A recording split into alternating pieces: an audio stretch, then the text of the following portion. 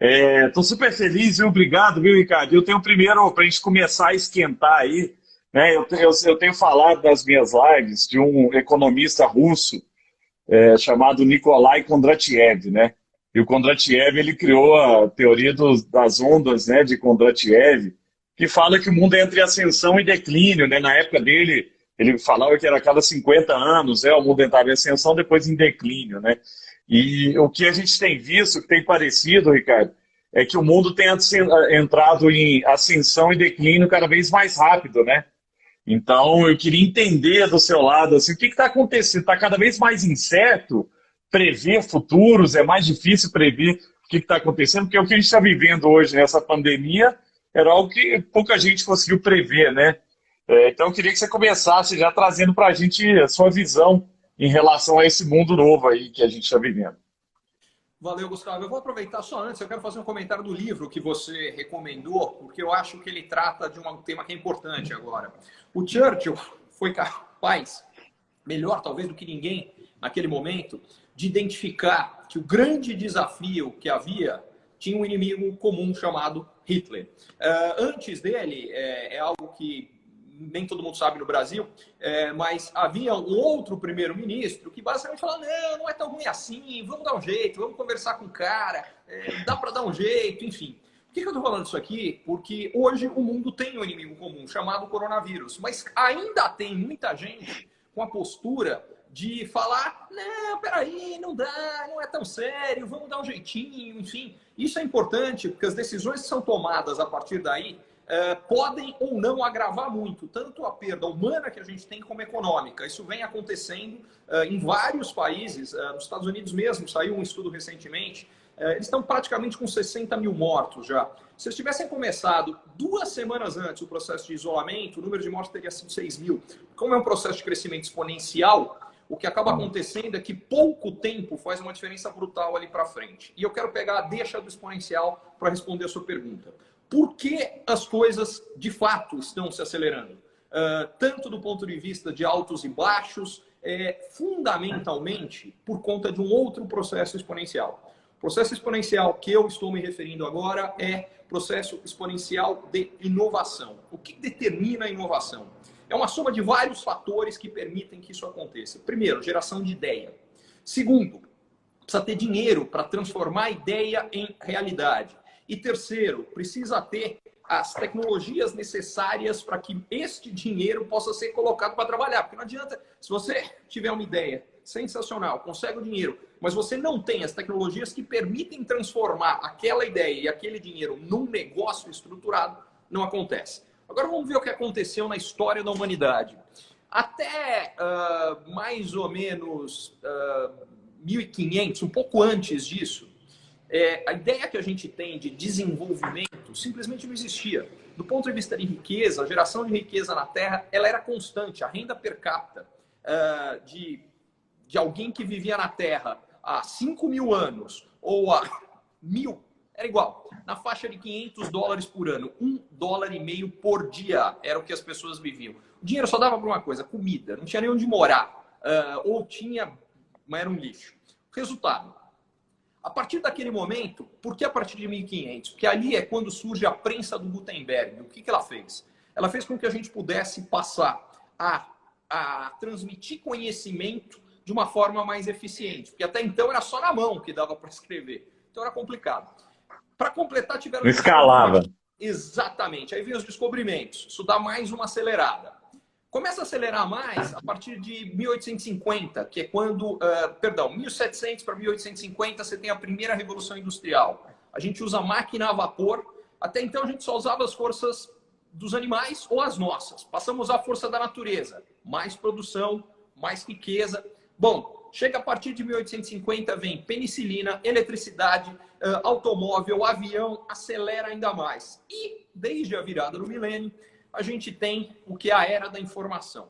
Por que isso tudo é importante? Com a era da informação e com a internet hoje, a gente tem mais ou menos 5 bilhões de pessoas conectadas. A partir daí, você, pegamos uma ideia de um cara, um que está na Geórgia, um outro que está na Jordânia, um terceiro que está em Betim, E aí eu junto a ideia dos três, e eu aqui em São Paulo, a partir desses 3 pontos, inspirado nesses 3 pontos, que antes eu não ia nem ficar sabendo, hoje eu crio um negócio novo aqui em São Paulo, e a partir daí o que acontece? O processo de inovação acelera brutalmente.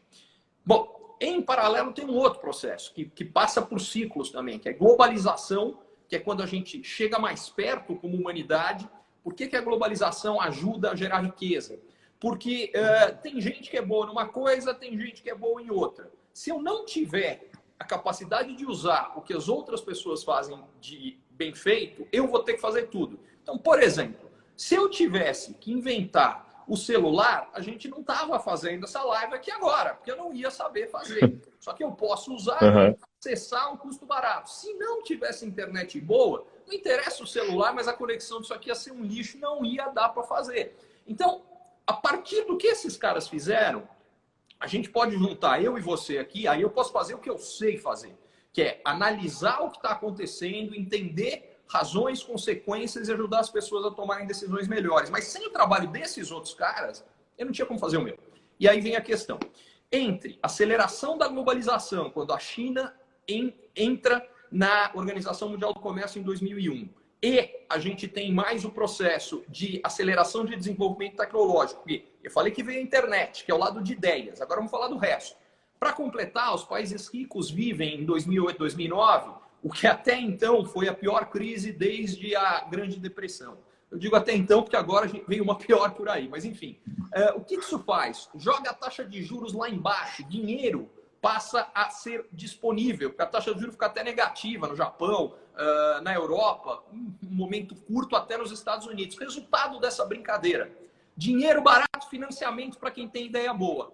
Para completar, com a nuvem, que surgiu há 20 anos, a gente passou a ter tecnologias que antes só eram acessíveis para mega empresas. Hoje, qualquer empresinha de quintal consegue ter acesso. Então, com a tecnologia que possibilita que a inovação vire verdade, com acesso a financiamento, mais o processo que já vinha acontecendo de geração de novas ideias, inovação explode. Com tudo isso, a gente gera mais riqueza do que nunca gerou, conecta mais as pessoas, mas uma das coisas de conectar mais as pessoas é que pessoas mais próximas estão mais sujeitas a pandemias como as que estão acontecendo agora. Resultado dessa... Você vai pegar onde foram os grandes... os locais onde a pandemia mais avançou. Basicamente, a gente está falando de Nova York, está falando Wuhan mesmo, que muita gente não conhece, mas é uma cidade de quase 10 milhões de pessoas. Então, Hubei, Wuhan, enfim.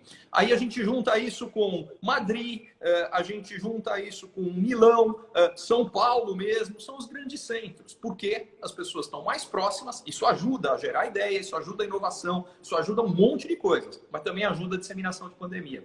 E aí o último ponto, você fala, ficou mais difícil prever? Eu não acho que ficou mais difícil prever, o grande problema não é esse. O grande problema é que pouquíssimas pessoas são capazes de conectar esses pontos. E elas conectam e o resto da humanidade as ignora.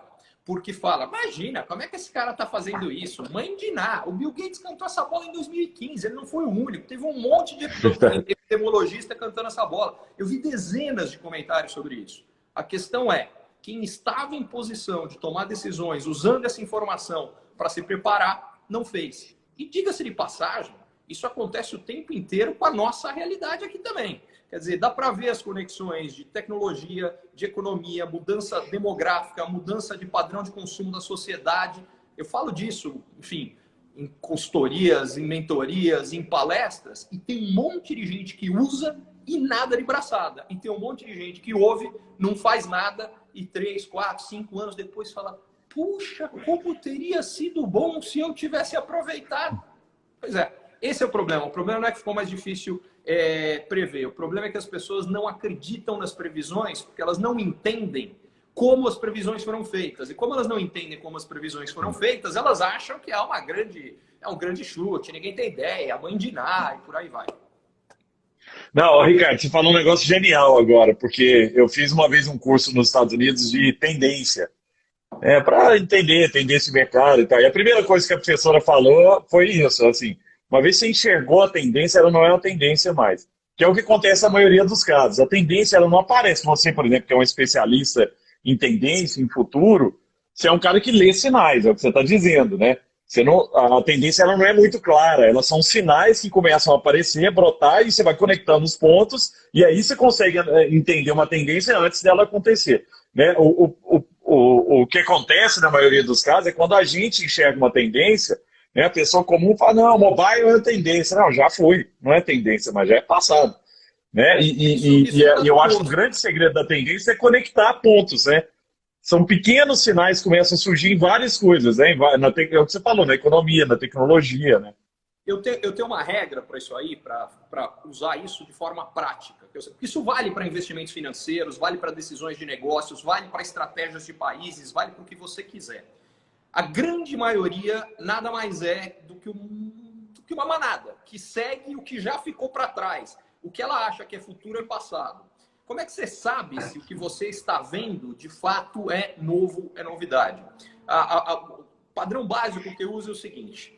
Chega para 10 pessoas inteligentes, você teve uma ideia de um novo negócio, uma ideia genial, fantástica. Se você chegar para 10 pessoas inteligentes, que conta a ideia e fala, e aí, o que você acha? É muito simples. Se mais do que 3 falarem que a ideia é boa, significa que já passou. Significa que aquilo já é óbvio, que aquilo é muito simples. Se ninguém falar, se todo mundo falar você ficou louco, vale a pena você parar para pensar se talvez você esteja louco mesmo, talvez você esteja viajando. Agora, a grande maioria tem que achar que aquilo não é possível, que aquilo não é viável, que aquilo é uma loucura. Porque o que significa é que aquilo já não é uma bola cantada que vai ter 30 caras correndo pelo mesmo cliente, porque está muito fácil de ver. É assim que eu transformo o que você está falando numa decisão prática de como usar. Genial. E a gente vê no nosso dia a dia como isso acontece o tempo inteiro, né? Bitcoin. Aí, pô, todo mundo começa a falar de Bitcoin e tal. Na hora que todo mundo já falou, né? Quem entrou lá atrás ganhou dinheiro, né? E aí, quando. Eu acho que. E acender responsa mesmo, né? Com o Bitcoin, que eu acho que é legal. Por favor.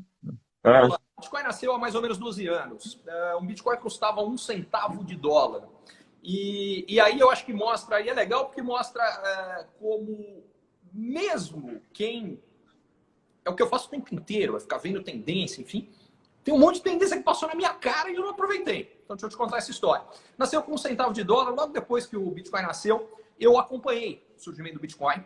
Achei que fazia sentido, porque o que estava acontecendo naquele momento, como eu comentei, é que os países ricos iriam passar, isso eu já conseguia ver na época, por um processo de uma recessão longa, profunda, com crescimento baixo, e eles iam ter que estimular as economias. Aliás, o que está acontecendo agora. Como é que eles iam estimular?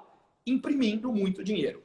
Qualquer produto que a oferta cresce muito, o valor cai. No caso, se você vai imprimir um monte de euro, dólar, ien, libra esterlina, esse dinheiro vai valer muito menos. Bom, qual é a opção? O real não é exatamente a moeda mais segura do mundo, nem a dos outros emergentes. Então, o que sobra? Metais preciosos e o que surgiu? Criptomoedas. Falei, faz sentido. Apesar de eu achar que faz sentido, pergunta se eu investi quando ele custava 1 centavo lá atrás. O que eu falei, tudo bem, isso faz sentido, mas, pô, eu não sei. A gente não sabe nem quem inventou. Isso aí pode ser um maior esquema. Eu não vou colocar meu dinheiro nisso. Podia ter colocado um pouquinho. Nada, quase nada. $100. Aí o que acontece? E aí vem a parte interessante da história. Peraí, deixa eu fazer a conta direito aqui. Eu acho que foram 8 anos depois, um Bitcoin estava custando $1.000. Eu acompanhei esse negócio inteiro. Quando ele custava $1.000, começou a vir... Até então, ninguém sequer me perguntou o que era Bitcoin. Zero. Quando ele estava em $1.000, começou a surgir a galera que estava me perguntando o que é isso, Ricardo? E aí, eu fui responder, fui estudar mais, fui ver, bababá.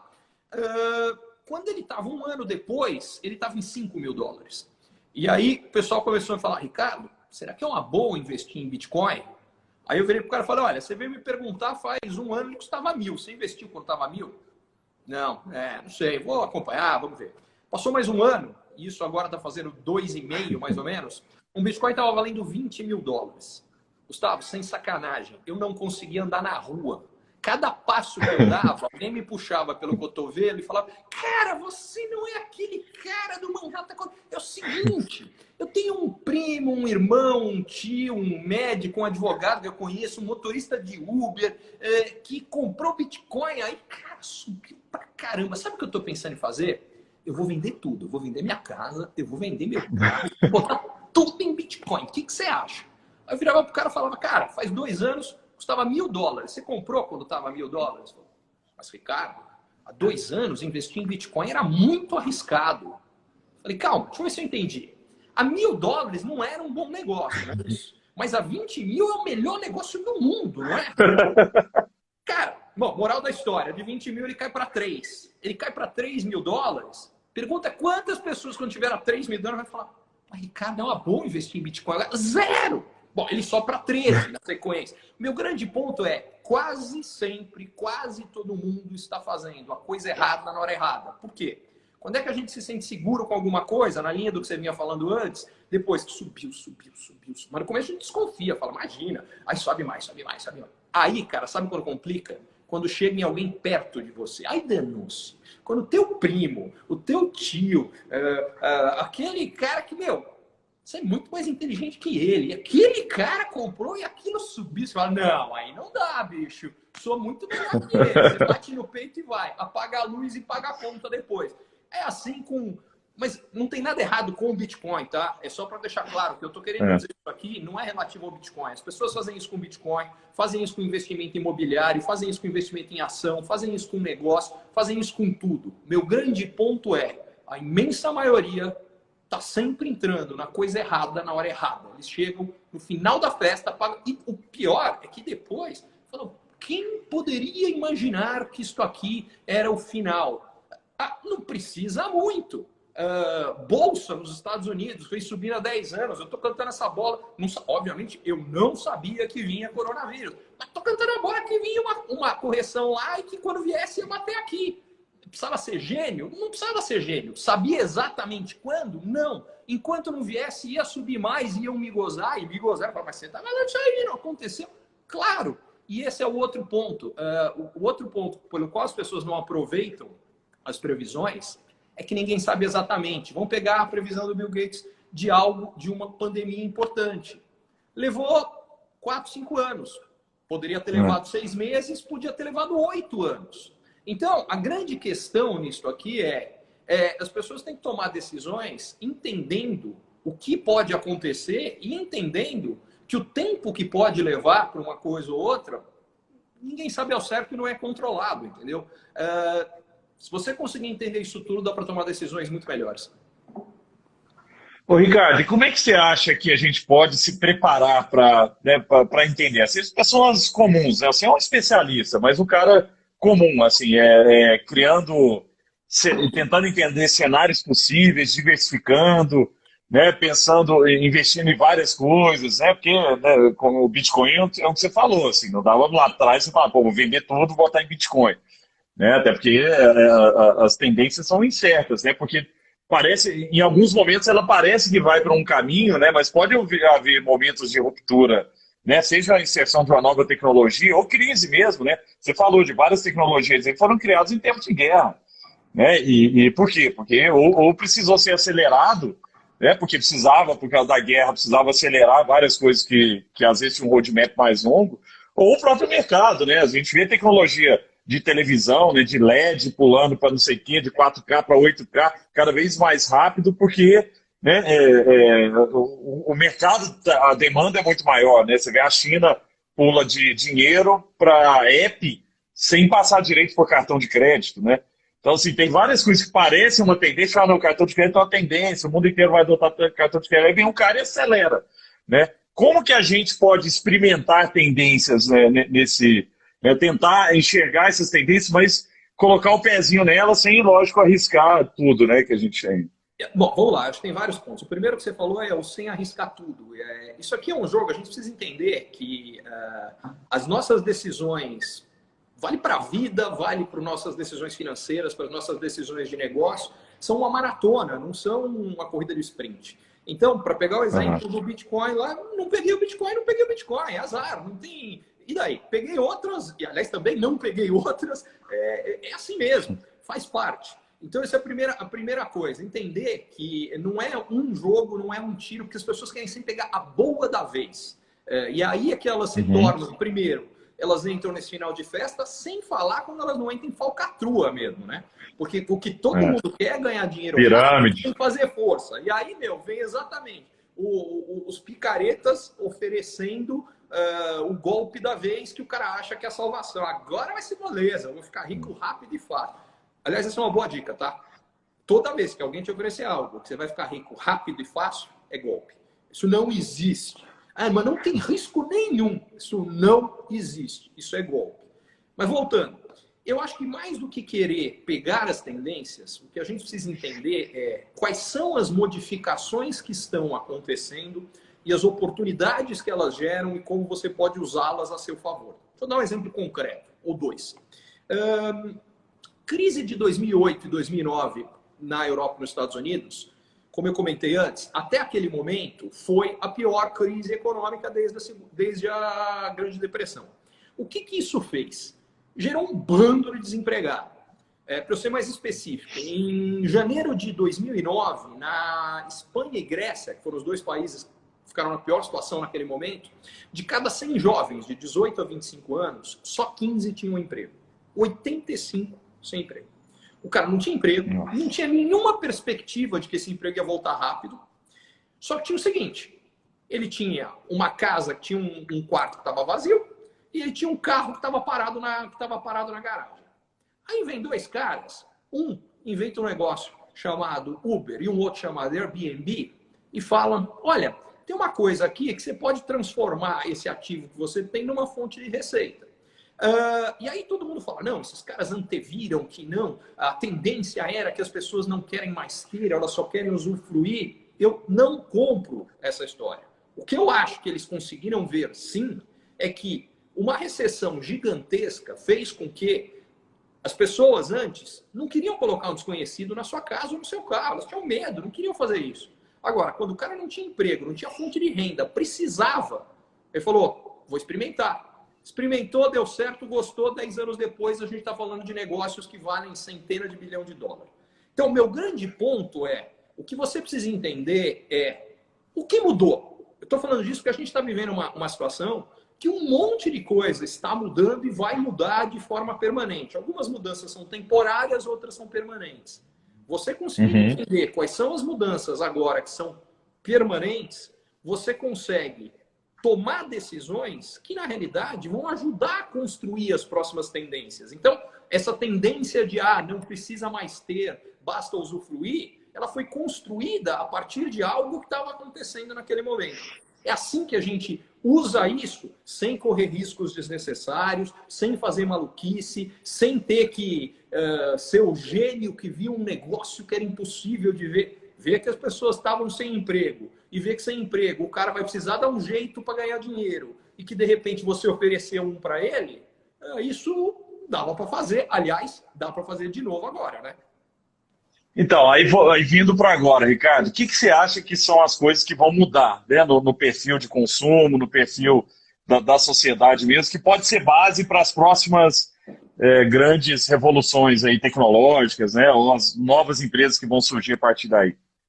Bom, vamos lá. Eu acho que tem várias coisas que a gente ainda está entendendo, mas tem algumas que já são claríssimas. Então, vou começar pelas que são claríssimas. Faz pelo menos uns 5 anos, Gustavo, que eu, entre os vários negócios que eu estou envolvido, uma das coisas que eu faço é ajudar clientes no processo de transformação digital. Eu não tenho dados concretos para dizer o que eu vou falar, mas eu vou arriscar. Eu acho que nos últimos 2 meses o processo de transformação digital no Brasil e no mundo avançou mais do que nesses 5 anos que eu estou trabalhando com isso. Tá? Por quê? Porque a necessidade fez com que isso acontecesse. E isto não vai ser revertido. O que eu quero dizer com isso aqui? Tem um monte de gente que nunca ia experimentar fazer uma reunião por uma das várias plataformas de vídeo na nuvem que tem aí, mas que experimentou. E depois que experimentou, o cara falou, cara, isso aqui é útil. Eu já ouvi história de gente que falou, acabou, fechei meu escritório, não vou ter mais escritório físico, eu não preciso, eu gostei, preferi assim. Só que ele nunca teria experimentado.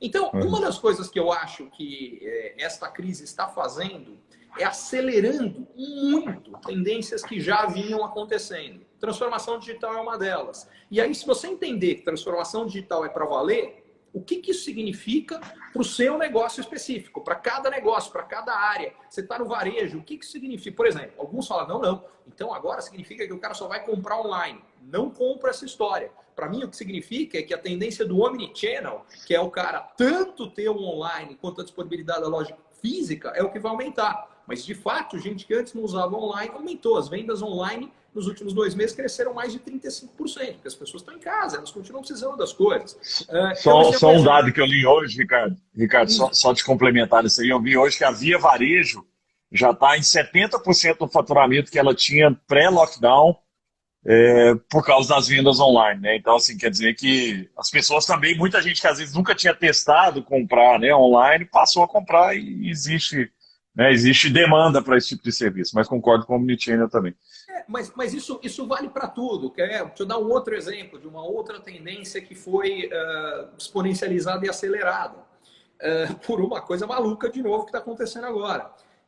A gente está fazendo um processo muito gradual até agora de transição de matriz de energia de combustíveis fósseis para combustíveis renováveis.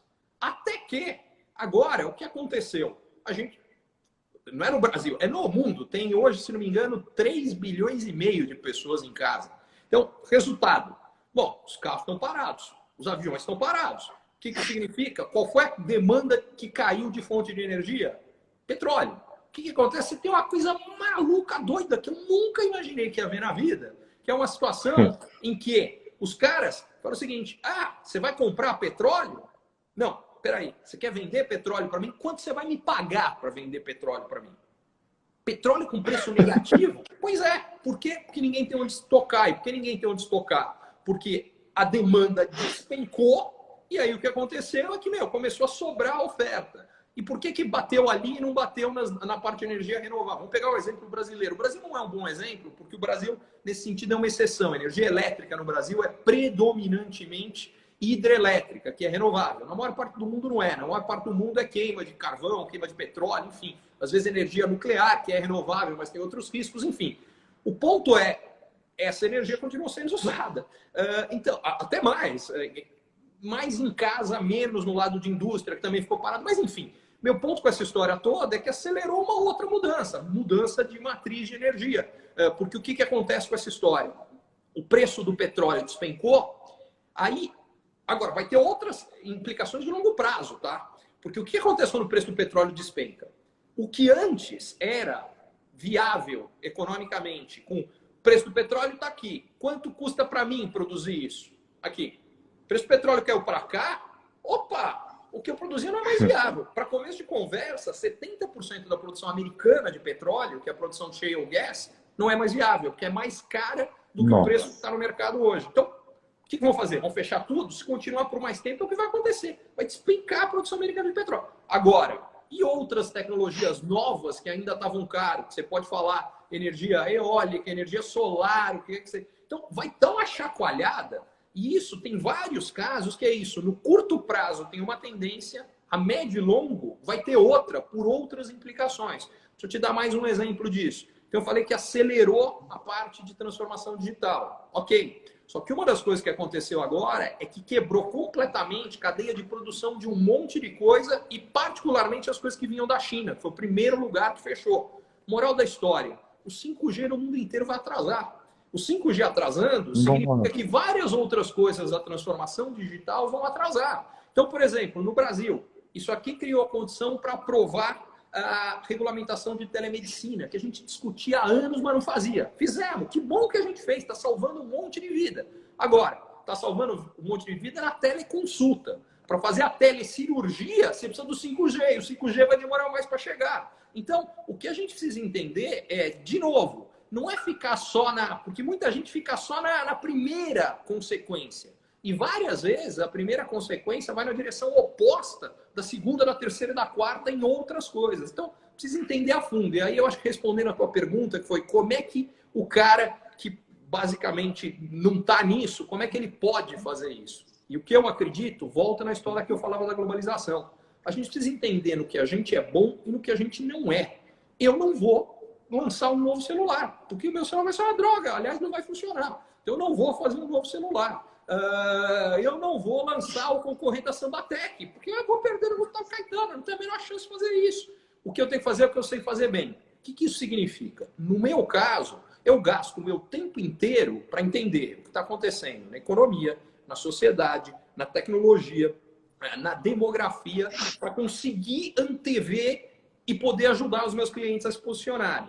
Um cara que está gastando o tempo inteiro dele para tocar o negócio, como é que ele vai fazer isso? Ele não tem como fazer isso. E é exatamente aí que entra a complementariedade. É exatamente aí que a gente precisa buscar alguém que possa nos ajudar em cada uma das coisas.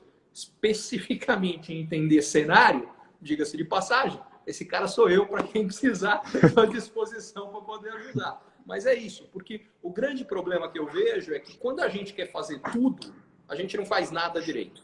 E aí... Muito bom. Muito bom, Ricardo, muito bom. E é exatamente isso. Eu te sigo em todas as suas redes sociais aí, porque você traz insights muito relevantes e coisas como você está trazendo agora do 5G, que eu mesmo não tinha imaginado, né, do impacto do 5G, e o 5G impacta muita coisa. Eu estava com o presidente da Audi aqui no Brasil, e ele estava falando que o carro verdadeiramente autônomo, ou 100% autônomo, depende do 5G e computação quântica.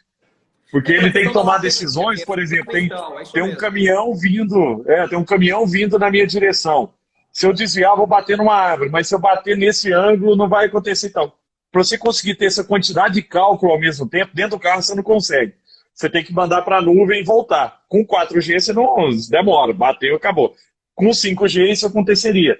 Né? Então depende também, os carros autônomos, né, 100% autônomos, vão depender também dessa tecnologia que vai atrasar, e eu não tinha, né, imaginado isso. Agora eu tenho uma pergunta que muita gente me fez aqui nas redes sociais para eu trazer para você aqui, Ricardo, sobre a China. Né? O mundo entendeu aí, de maneira bem dolorida, a dependência que a gente tem na China. Tudo é feito na China hoje. Né? Assim, meu carro alagou aqui em Belo Horizonte no começo do ano, o carro foi para a concessionária, as peças eram feitas na China, ficou 3 meses parado lá, porque foi no lockdown da China e meu carro ficou no meio, não tinha peça para trazer. E é um carro japonês. Então, o que você enxerga? Porque eu vi outro dia o professor Paulo Vicente, lá da Fundação Dom Cabral também, ele falando de análise de cenários. Né? O professor me deu aula também há muito tempo, gosto muito do jeito dele pensar, e ele fala de análise de cenário. Ele fala de um dos cenários possíveis é que os países vão começar a trazer de novo a produção para dentro de casa ou para os seus vizinhos, né, no caso dos Estados Unidos, por causa de robótica e inteligência artificial. Então vai ficar mais barato, porque uma coisa foi tudo para a China, porque era barato ir para a China. Agora você começa a pôr robô e fábrica dentro de casa, você faz ali mesmo, né? Você tem um terreno, né? Você faz, você não precisa estar tão longe assim. Você acha que esse é um cenário possível? O que você tem enxergado assim, da relação dos países com China depois depois do que a gente viveu aqui? Olha, uma outra tendência que para mim é muito clara hoje é que a gente vai ter um refreamento no processo de globalização, que de novo já vinha acontecendo, tá? Desde a eleição do Donald Trump, o que a gente, em vez do mundo estar cada vez mais conectado, ele estava cada vez menos. O que eu acho que essa pandemia vai fazer? Primeiro, vai aumentar as preocupações de saúde das pessoas. Segundo lugar, eu acho que, de fato, há uma preocupação em empresas no mundo inteiro relacionadas a essa dependência chinesa e já tem decisões concretas sendo tomadas. Por exemplo, você falou que o teu carro é japonês. O governo do Japão liberou uma linha de 2 bilhões de dólares para empresas que querem tirar a sua produção da China e trazê-la de volta para o Japão ou levar para outro lugar. Por quê? Porque eles querem exatamente reduzir essa dependência que você está falando. O que vai acontecer, diga-se de passagem, por hora, o foco deveria ser, a gente precisa cuidar da pandemia, precisa lutar com a pandemia. Porque tem um monte de gente, não, vírus chinês, blá, blá, blá, blá. Cara, eu acho que essa discussão de se a China tem responsabilidade em relação a isso é uma discussão importante, verdadeira, mas não é o momento. O momento é unir forças em lutar contra a pandemia. Está resolvida a pandemia? Agora vamos discutir qual é a responsabilidade desse vírus ter sido espalhado pelo mundo inteiro. Acho que é uma discussão importante, mas que não é a hora dela. Agora, de qualquer forma, o que eu acho que tudo isso gerou foi, em primeiro lugar, um sentimento até de xenofobia em relação à China, que em muitos sentidos eu não acho justificado, mas pouco importa o que eu acho. O que eu sei é, vai acontecer um movimento anti-China no Brasil, nos Estados Unidos e no mundo. Esse é o primeiro ponto. Mais do que um movimento anti-China, acho que vai acontecer um movimento nacionalista, de falar, nós não podemos depender tanto dos outros, vamos voltar para dentro. Que, diga-se de passagem, como humanidade, isso tudo vai empobrecer a humanidade. Porque é tudo bacana falar, não podemos depender da China, mas para dar um exemplo, o seu carro vai ficar mais caro. É isso que significa não pegar o componente mais barato. Ele vai ficar mais caro, mas é um seguro que você está pagando para ter a certeza de que quando precisar da peça, você vai ter. Porque não é só que o cara vai mover parte da produção fora da China. Provavelmente ele vai ter 2 ou 3 mecanismos de mudança na cadeia de produção. O que significa isso? Então a tua peça vem da China, a tua peça vem da Argentina, a tua peça vem de Betim. O que acontece nessa hora? Se um deles der problema, eu tenho uma outra opção. O que a gente percebeu, eu acho, que nessa situação, é que as empresas montaram esquemas de supply chain que são eficientes, que são baratos, mas que não tem nenhuma redundância. O que significa não ter redundância? Deu errado? Danou-se. O que qualquer empresa de tecnologia que depende que o seu produto continue no ar tem. Cara, você tem o teu provedor ali, vai estar cheio de redundância, porque se der errado, você não pode ficar fora do ar. O que os negócios ficaram? Fora do ar. Então, acho que uma das consequências disso aqui é que as empresas, como um todo, vão trabalhar mais em montar essas redundâncias. Acho que vai ter um processo de trazer mais para dentro dos países a produção e para blocos regionais. Diga-se passagem, quem perde, quem ganha com isso? Quem mais perde, claramente, é a China. Quem mais ganha? México. Porque é quem está já mais conectado com os Estados Unidos. Diga-se passagem, ele fala, mas nunca que o Trump vai levar a produção para o México? Mas o Trump é outro que dançou por conta da pandemia.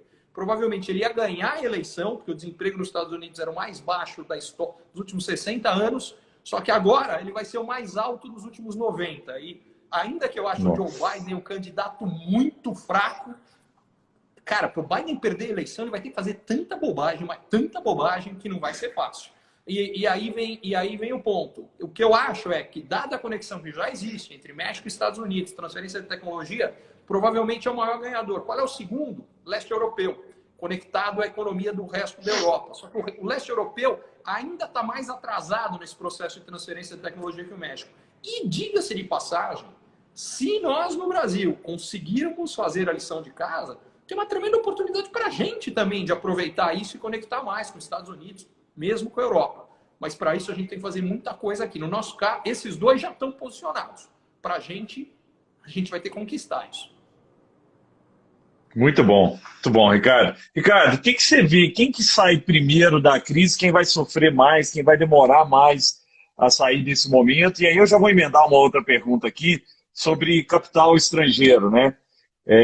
Principalmente para as startups, tá? Para os empreendedores. A gente vivia um ciclo, né, até pouco tempo atrás, você é investidor também, de muito capital chegando no Brasil, né? Várias das startups aí de colegas nossos, né, recebendo muito capital, em dólar principalmente, né? Tá barato aqui e tal. Você acha que isso continua? Isso vai dar uma pausada? O cara vai voltar para dentro de casa lá, para investir lá? O Brasil ficou arriscado? Não? O que você vê? Então, primeiro, assim, quem vai sair primeiro dessa crise? Quem vai demorar mais tempo vai sofrer mais ainda, e sobre o capital.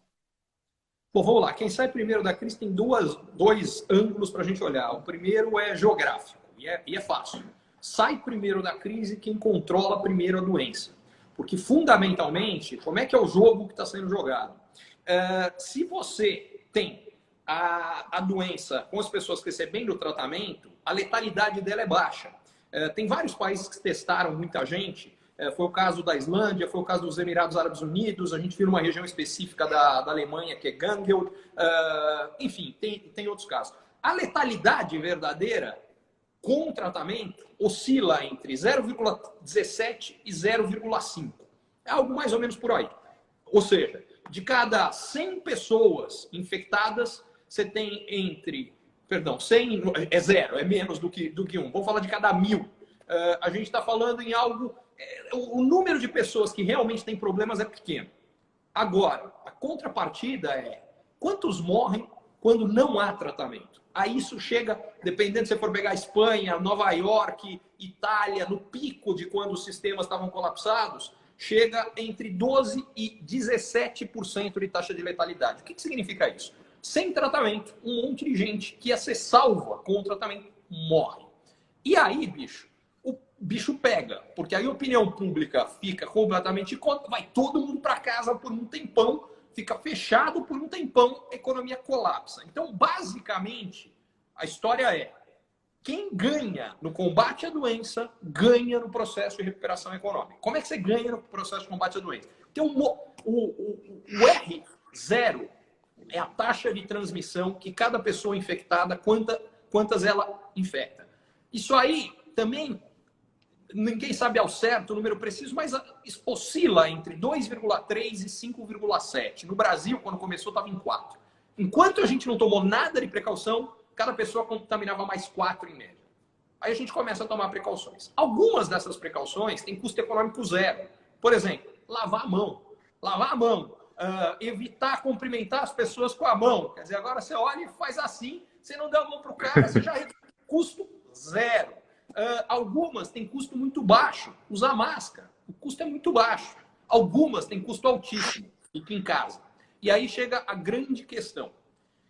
O que você tem que fazer é, enquanto essa taxa de transmissão está acima de 1, significa que o número de contaminados está crescendo, porque cada pessoa contaminada contamina mais do que uma. Quando cai abaixo de 1, começa a diminuir o número de pessoas com a doença. Então, o que tem que ser feito? Manter essa taxa em 1 ou menos. No Brasil, eu falei que no começo estava em 4, hoje está em 1,5. Já vem caindo no Brasil, mas ainda está alta.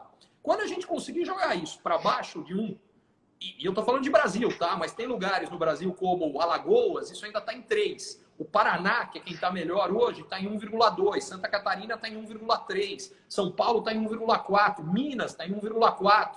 E eu estou pegando estados. Nas cidades é diferente, porque a realidade das grandes cidades, como eu falei antes, que tem mais aglomeração, Sim. É diferente das menores. Então, meu ponto é o seguinte. Olhando para cada uma da situação disso aqui, você consegue ver o seguinte. O grande desafio é manter isso abaixo de 1, sem o sistema de saúde colapsado. Porque aí você consegue ir tratando até o achatamento da curva. Fazendo isso, você não precisa voltar para casa. Porque o grande problema é abrir, voltar e ficar mais tempo ainda, porque aí tem muito mais gente, o sistema de saúde está um caos. Que é o que aconteceu, diga-se de passagem, na Espanha, aconteceu na Itália.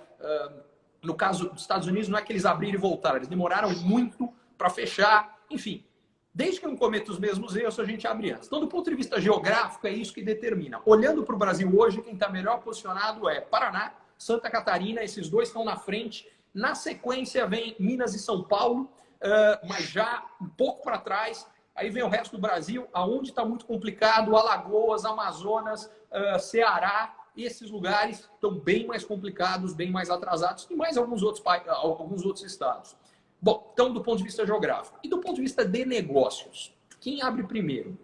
Aí, cada lugar vai tomar uma decisão. Mas como eu acho que a decisão deveria ser tomada, qual é o arcabouço de tomar a decisão? Aquela história que eu falei. Quanto isso reduz a transmissão e qual é o custo econômico que isso traz? Quanto mais reduz a transmissão e quanto menor é o custo econômico, essa é a medida para tomar. Então, a zero é uma tremenda campanha de falar para todo mundo, bicho, lava a mão e usa máscara, porque o custo disso é muito baixo e tem um ganho bastante alto. Qual é a última que deveria ser? É falar, bicho, você não pode sair de casa, porque essa tem um custo econômico gigantesco. E o outro aspecto que você perguntou, que é como é que fica a capital neste novo mundo. O que mudou é, a gente viveu nos últimos anos um mundo em que a oferta de capital era grande. Para quem isso é bom? Para quem precisa de capital. Bom para o empreendedor. Para quem que complica? Para o cara que faz o investimento. Porque tem um monte de gente brigando para conseguir investir. O que aconteceu agora? Muita gente ficou com medo. Então agora, diminuiu a oferta de capital, para quem ficou bom? Para o cara que investe. Quem vai ganhar mais dinheiro é quem está investindo agora. Bom, não precisa muito. Eu dei o exemplo do Airbnb e do Uber, quando eles nasceram, quando não havia oferta de capital em 2009, quando tinha secado.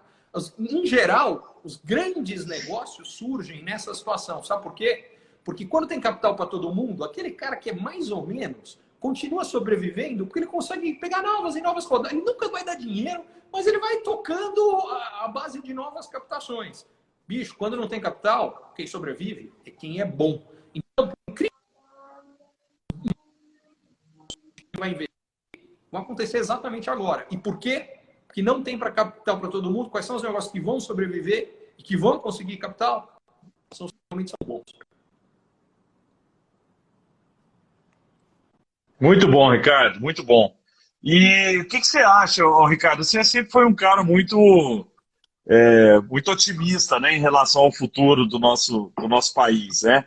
Você acha que o Brasil sai, né? E aí tem todo o lado político, eu nem queria que a gente entrasse tanto nisso, mas você acha que o Brasil sai forte desse, né? Pode sair forte dessa crise em relação ao mundo ou não? A gente vai sair enfraquecidos, sem dinheiro, com menos capital vindo para cá, mais insegurança?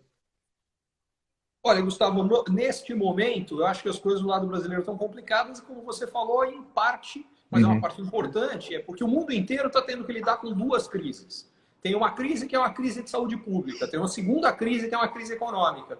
O Brasil, além das duas, tem uma terceira, tem uma crise política que potencializa as duas primeiras, porque dificulta a tomada das decisões que a gente precisa nas duas primeiras. Então, o resultado disso aqui é que é difícil imaginar que a gente vai sair melhor ou mais fácil do que os outros, a menos que a gente consiga muito rápido e efetivamente desarmar a crise política.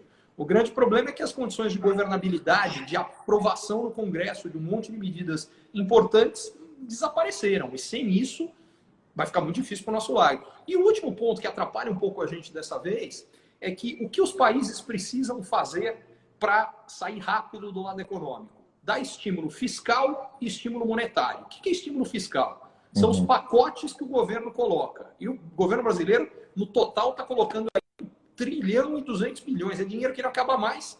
Mas em relação ao PIB brasileiro, é bem menos do que países desenvolvidos que têm uma situação fiscal melhor, que tem está colocando o dobro do que a gente proporcionalmente à economia.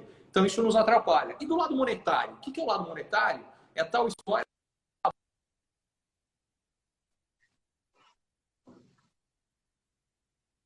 inflacionária.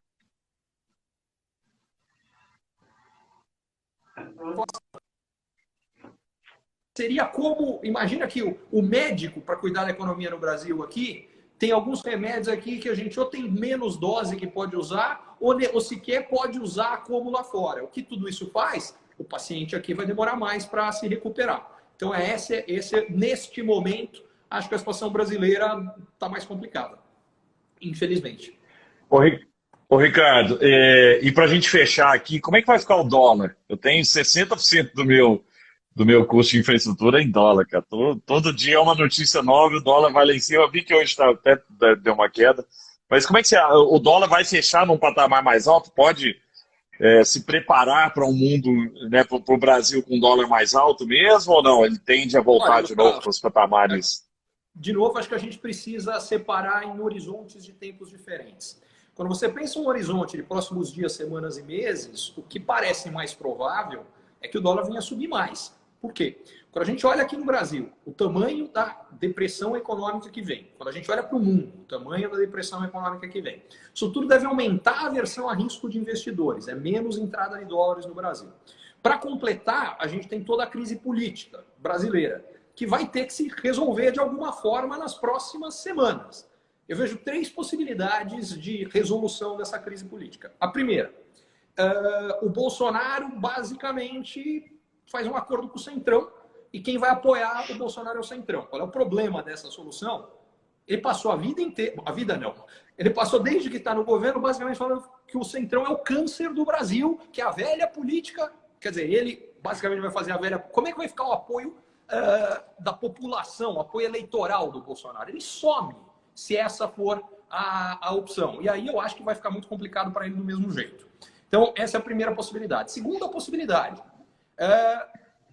com um monte de coisa está saindo, pode ser que role um processo de impeachment aí no Brasil em breve. Um processo de impeachment, a gente já viu no caso da Dilma, o que acontece? Fica pior antes de ficar melhor. A incerteza inicial gerada piora a situação, isso leva o dólar a subir mais. Uma vez passando o impeachment, provavelmente aí a situação da economia brasileira vai ficar melhor, o dólar despenca, tudo bem, mas vai ficar pior. E tem uma terceira, que provavelmente, do ponto de vista de dólar ou da economia brasileira, seria melhor, mas eu acho difícil ver ela acontecendo, pelo menos já acho também que vai ter que ficar pior antes de acontecer isso, é que Bolsonaro vem e fala, olha, não tem jeito, vou cair. Se eu vou cair, é melhor eu sair agora, fazer algum acordo que de alguma forma me proteja os meus filhos, o que quer que seja, e a gente tem uma transição mais rápida, menos dolorosa, mais tranquila. Mas nesse exato momento, também não tem nenhum sinal que é para esse caminho que ele vai. Então, a sensação que eu tenho parece que no Brasil tem uma chance significativa de que vai ficar pior antes de ficar melhor. O que isso significa para o dólar? O dólar vai subir mais. Eventualmente, dependendo de qual desses cenários, muito mais. E aí, eu uso como base até quanto pode ir. Eu tenho uma análise que eu pego os últimos 40 anos e pego o valor do dólar em relação ao real, mas ajustando pela inflação no Brasil e no mundo. Qual foi o máximo que o dólar valeu, ajustado pela inflação, em valores de hoje? Em outubro de 2002, na época da eleição do Lula, ele chegou ao que em valores de hoje seria perto de R$7. Para dar uma ideia de até onde essa história ainda pode ir. Nossa. Esse é o máximo que ele chegou. Por outro lado, qual é a média desse período? 3,30. O que significa isso aqui? Significa que no curto prazo o dólar provavelmente vai subir mais, talvez muito mais, mas ele não vai ficar lá. Então, o que vai acontecer é que isso aqui vai subir e vai despencar depois. Quando a gente conseguir colocar em ordem a situação política e a situação econômica brasileira, o dólar vem abaixo. E vai vir abaixo significativamente dali para frente. Então, moral da história, o que eu te diria é, prepare-se. Para você que tem custos dolarizados, as próximas semanas e meses provavelmente vão ser muito complicados.